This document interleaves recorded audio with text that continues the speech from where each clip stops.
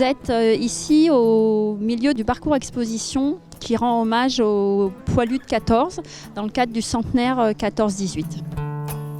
Il nous a semblé important au niveau de la commune de Riorges de prendre part au centenaire, d'abord parce qu'on a 101 riorgeois qui sont décédés au cours de la Première Guerre mondiale, et ensuite parce qu'on a pu bénéficier d'un matériau unique et inestimable que sont les témoignages recueillis par M. Barou. Donc ça nous semblait comme une évidence d'exploiter ces témoignages et de les mettre en scène.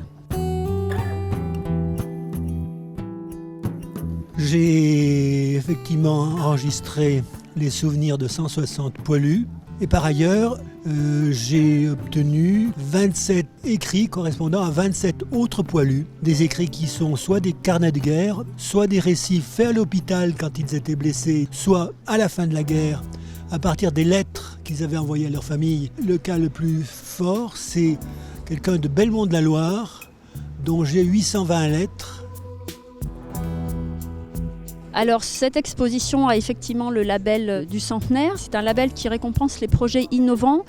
Ce qui est innovant dans ce parcours exposition, c'est qu'on a pu associer à la fois des scolaires, à la fois une compagnie, à la fois des riverains. Faire réfléchir les enfants sur un conflit, comment on l'évite, comment on entre en guerre, qu'est-ce que ça implique d'entrer en guerre. Et c'est en ça que ce parcours, qui n'était pas juste une mise en scène de témoignages, a reçu le label.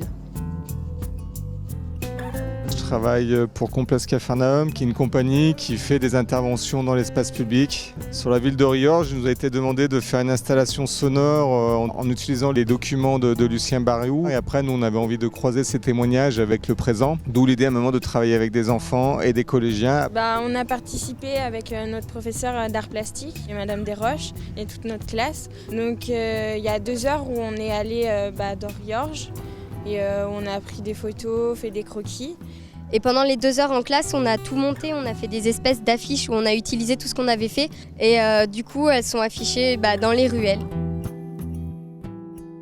En pratique, le point de départ de l'exposition se trouve dans les ruelles du Vieux-Beaulieu, à l'entrée, vers le bistrot qui s'appelle le Beaulieu. On commence par un plan qui est le plan en fait de la ville de Riorges, qui est décomposé en plusieurs états. Ces états vont rentrer en guerre et tout au long des ruelles, vous pouvez lire les déclarations de guerre, les témoignages, ensuite découvrir des affiches faites par les enfants qui se sont inspirés du mouvement dadaïste.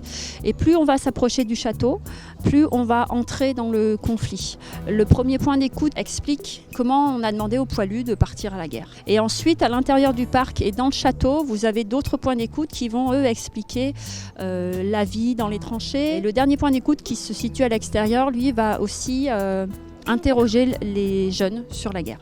Vous voyez, je suis en train de creuser ma tombe, mais en blaguant comme ça. Eh ben, il a bel et bien été tué, on l'a enterré dans le trou qu'il avait creusé. En entendant les témoignages, je pense que ça nous a touchés. On était en classe, on faisait pas de bruit, on entendait ces personnes qui auraient pu être nos grands-parents, nos arrière-grands-parents pleurer.